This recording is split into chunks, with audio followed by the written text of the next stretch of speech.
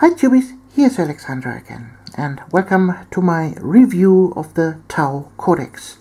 Well, I wanted to do this review a little bit earlier, but let's face it, I had absolutely no idea what I was dealing with, because I have never played Tau before in my life. I had never had the old codexes in my hand, so it was absolutely new for me, and well, I have never faced Tau in a battle. It took me some time to read through the whole book. Besides, that's not in my mother language. It's in English and not in German. So I had to, well, carefully read all the stuff. So I know there's a lot of hatred about the Tau in the internet and in the whole wargaming community about, oh yeah, never played Tau, they are so ridiculous, and I absolutely can't understand that, because let's face it, the Tau are the army that is the modern army itself. So if you face it, really, the ridiculous thing is, in the year 40,000, to wield a sword and a pistol against a guy with a rifle. So they are the guys that are shooting.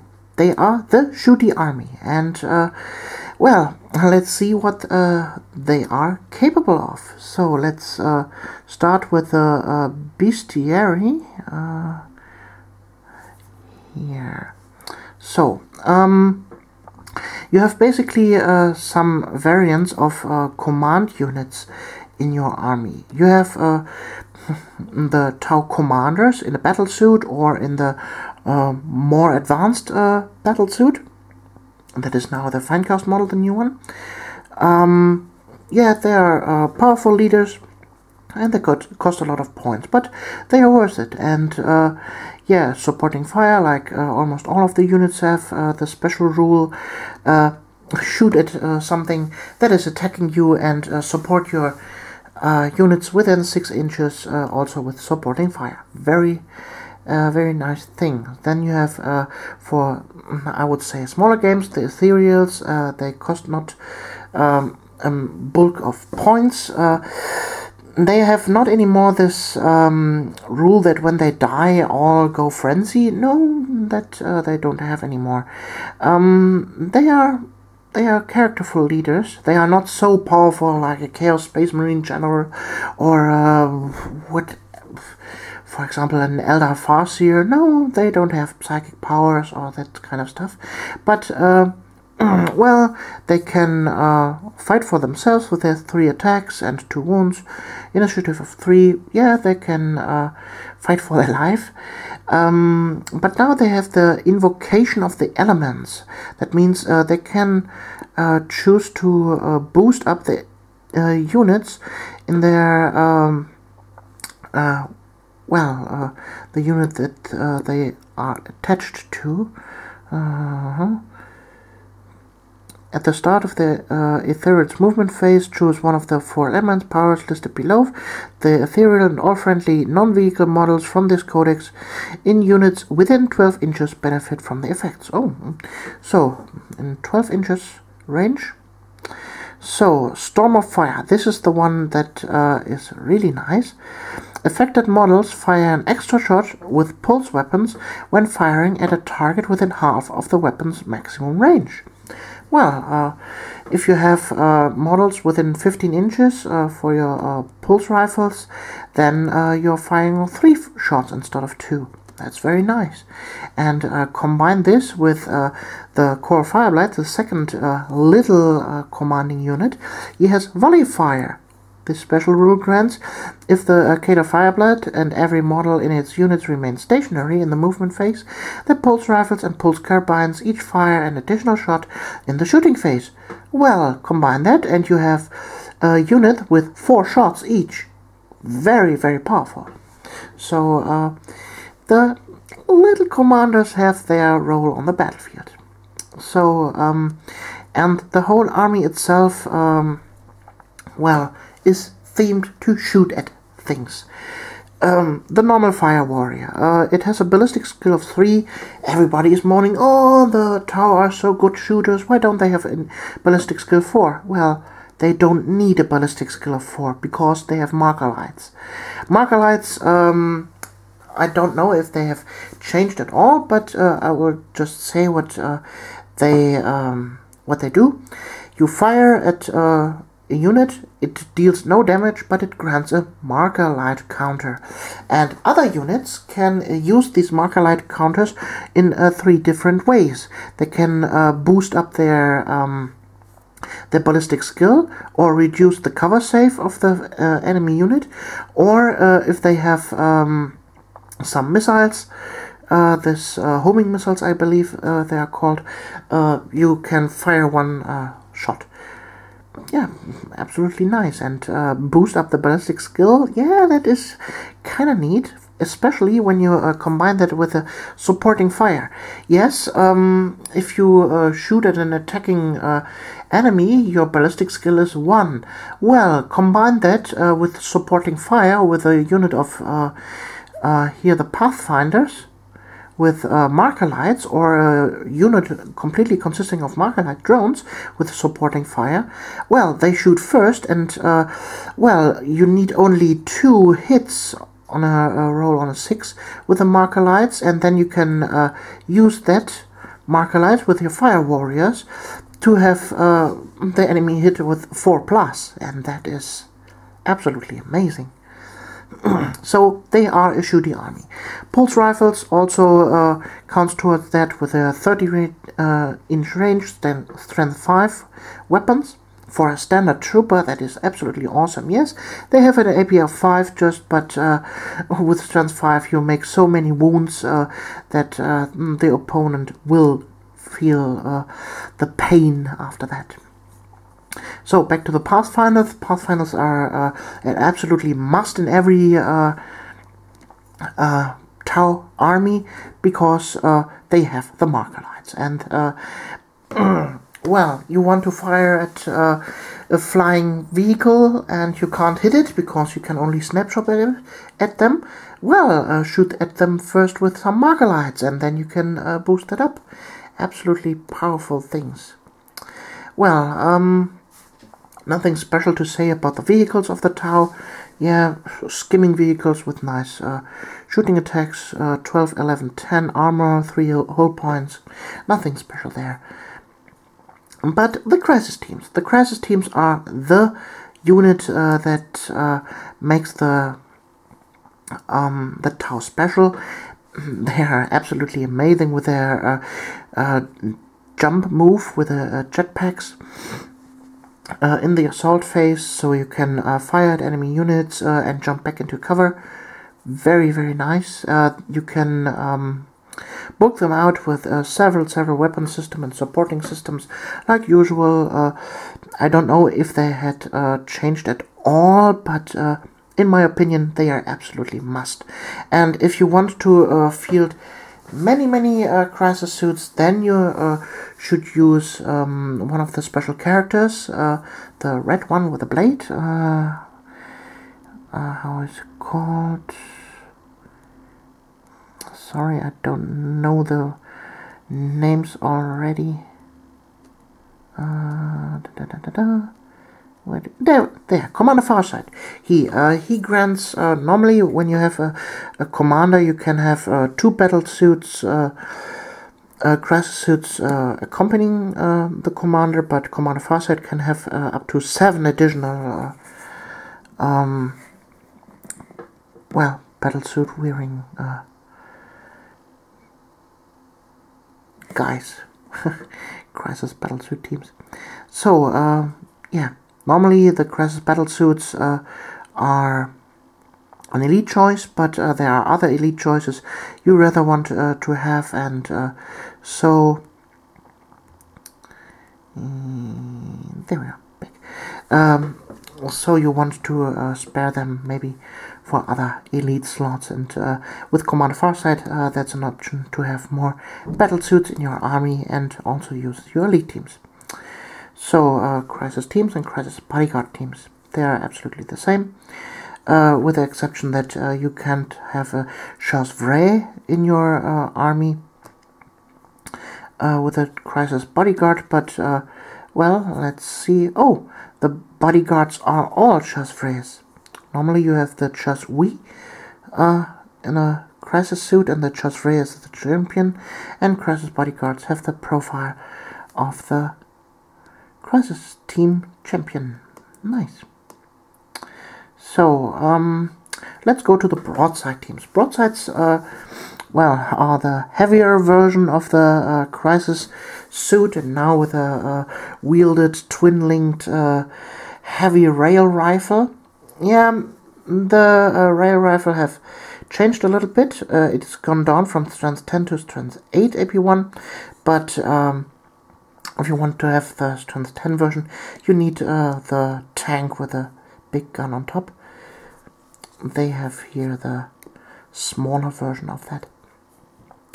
But yeah, broadsides are nice. They are not so extremely expensive, and yeah, you can fit them also out with also some drones, with missile drones or other drones that accompany them. I would go for shield drones for extra protection.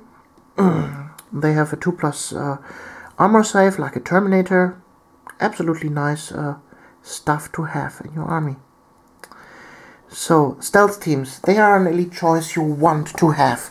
You really want to have them. Especially the burst cannon here with strength 5, assault 4. Absolutely a must. The stealth battlesuit grants them a multi-tracker, additional weapon in the shooting phase, black sun filter, night vision, stealth, and shrouded. Yeah, 3+ armor save, and with a +3 on the cover save through the stealth suits. It's absolutely amazing what they can do. They have infiltrate, supporting fire. They are also jetpack infantry like the normal crisis suits. Yes, you want them. Is there a difference between the XV-25 and the XV-15 battle suits, the old ones, the smaller versions? No, there is none. That's just a personal preference thing, which suit you would prefer. So, the Riptide, the new awesome super giant crisis suit version. Yes, you absolutely want them.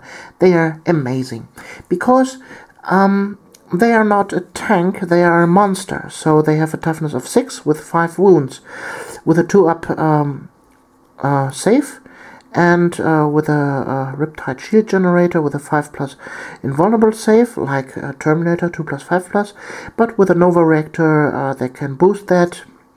Nova Reactor, you have some special rules for them. If you want to use the Nova Reactor in the movement phase, you roll a d6 on a 1 or 2. He wounds himself because of a critical failure, but on a 3+, you can use it as normal, and you can use that to boost up the shield generator, the jump pack, or the heavy burst cannon that he has here. With a Nova charge, normally it has strength 6, AP4, heavy 8, but with a Nova charge it gets up to heavy 12, getting hot, rending, Nova charge. So you can exchange his heavy burst cannon with a different weapon. Let's go to the army list really quickly. You can exchange the twin-linked smart missile system for a twin-linked plasma rifle or a fusion blaster. Nice. And you may exchange a heavy burst cannon for an ion accelerator. There we have him. Strength 7, AP2 heavy 3, or with an overcharge, strength 8 heavy 2, AP2 heavy 1 gets hot large blast, or with a Nova charge, strength 9, AP2 ordnance gets hot large blast, Nova charge. Yeah, absolutely a nice model for only 180 points. You absolutely want to have that in your army. At least once, maybe twice. Sniper drone teams. I would say yes, a total yes, but for the cost of the models, total no. Well, you're paying €30 for that team here. I show you. Here, 3 drones and 1 guy for €30 is, in my opinion, way, way, way too expensive. So, you could go for it if you convert something, but I would never pay that amount of money for this unit. So let's quickly go to the website and see for ourselves. Come on.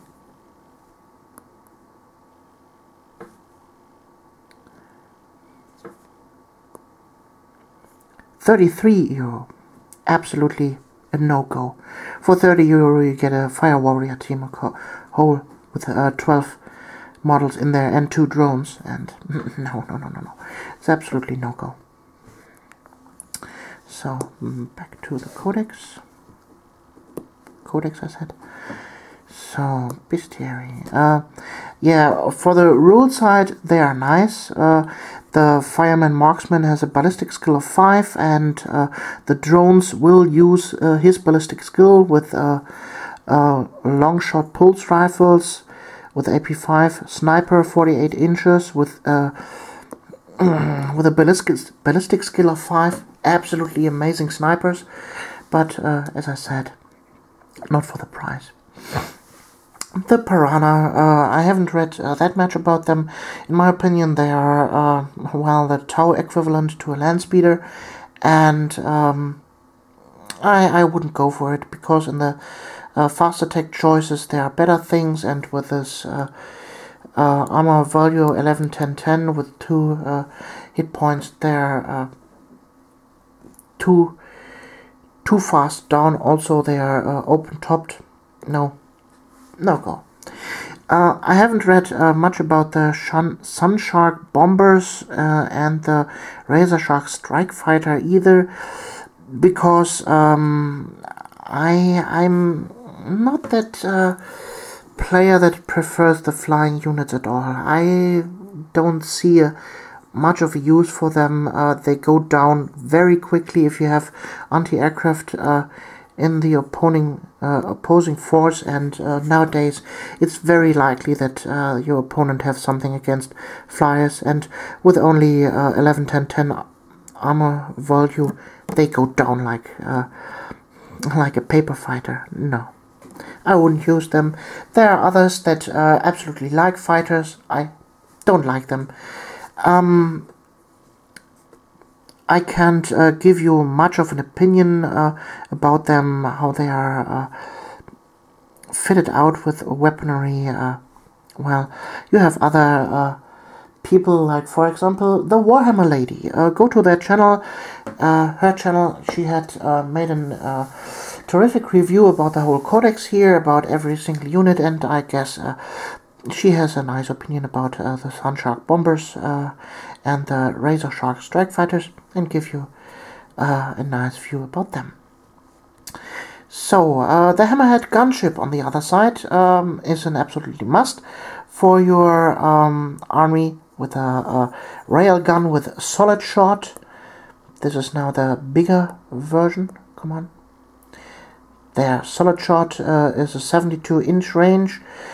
Strength 10, AP1, heavy 1, or you can give it a submission. Fire with a submission. Strength 6, AP4, heavy 1, large blast. It's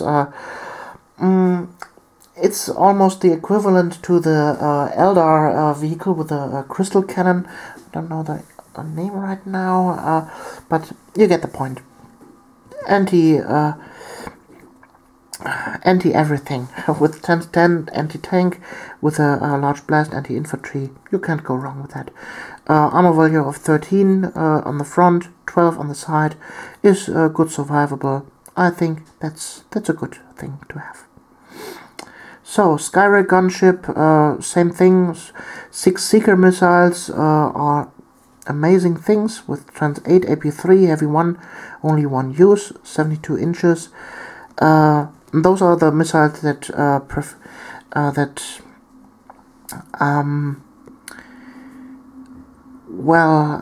use of the marker lights. Also, they have 2 networked marker lights on the vehicle itself, so it can use the networked marker lights to improve his own ballistic skill of 4 with the marker lights, and also use it for his missiles.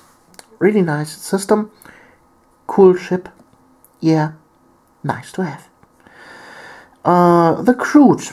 The Crude have changed from the meat shield unit to a very, very interesting unit. They have now infiltrate and stealth, forest, move to cover.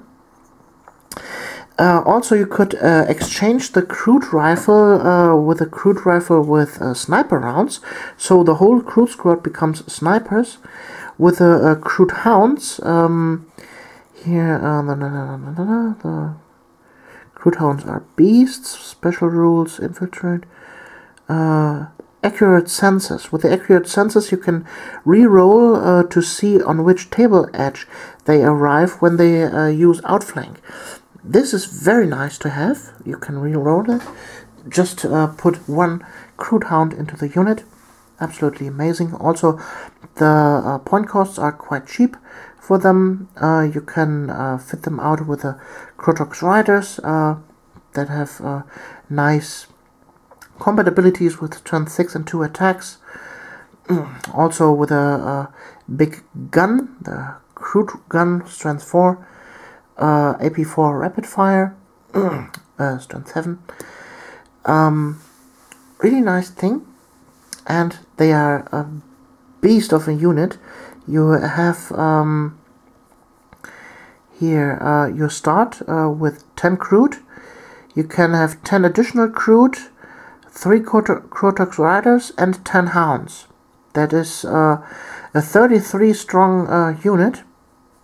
Really, really nice to have. Yeah, absolutely nice.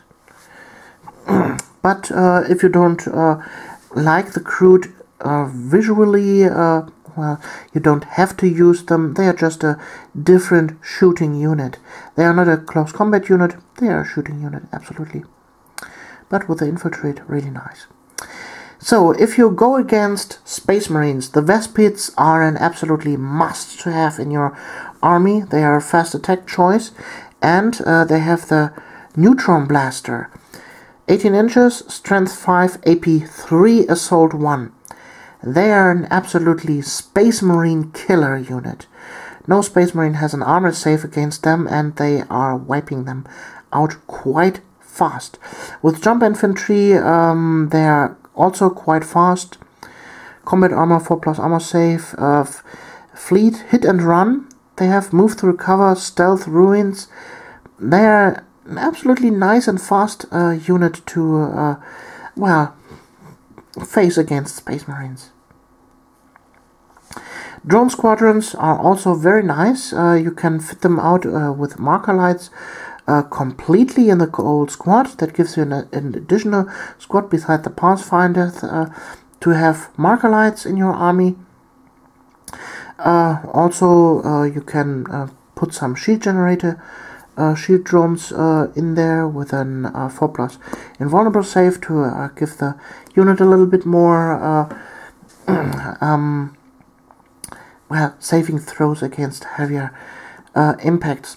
The only downside to the drone squads is if you have a squad completely consisting of drones, they are not scoring, not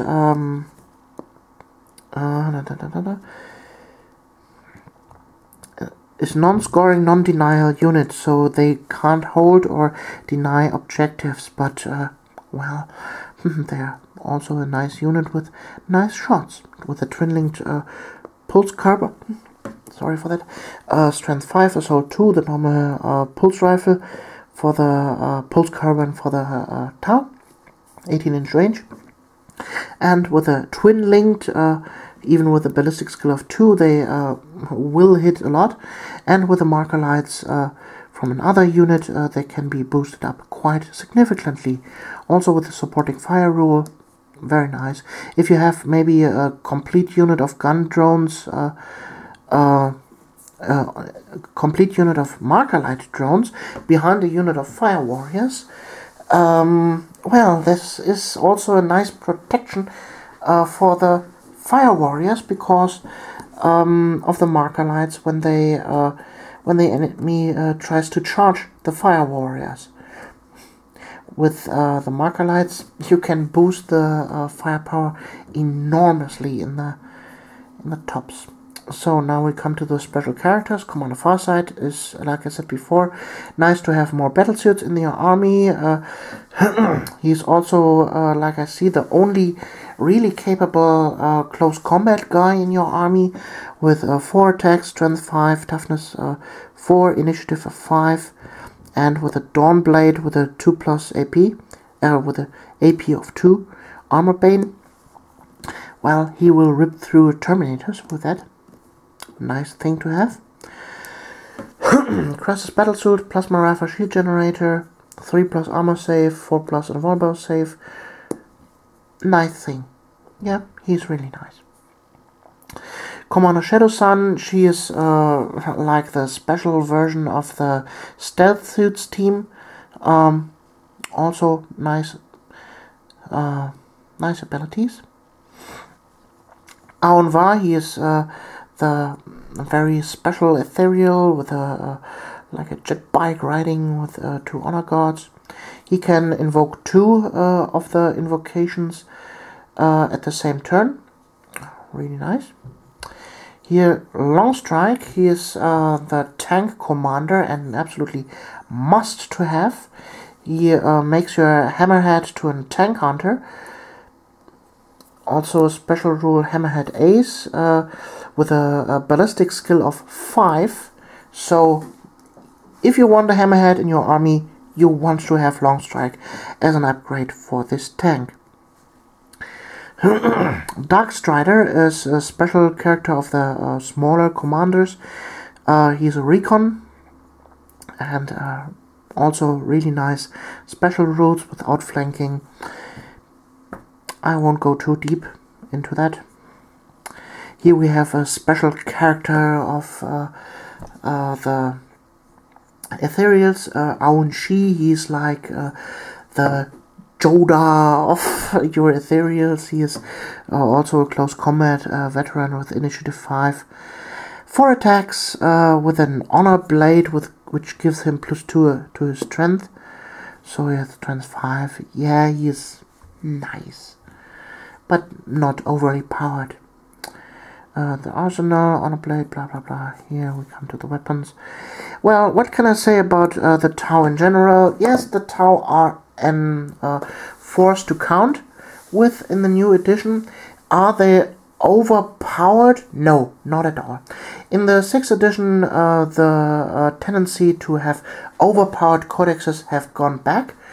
All the codexes and army books that come out lately for Warhammer Fantasy and Warhammer 40k are quite balanced. They have gone a step back. They not overpower every codex.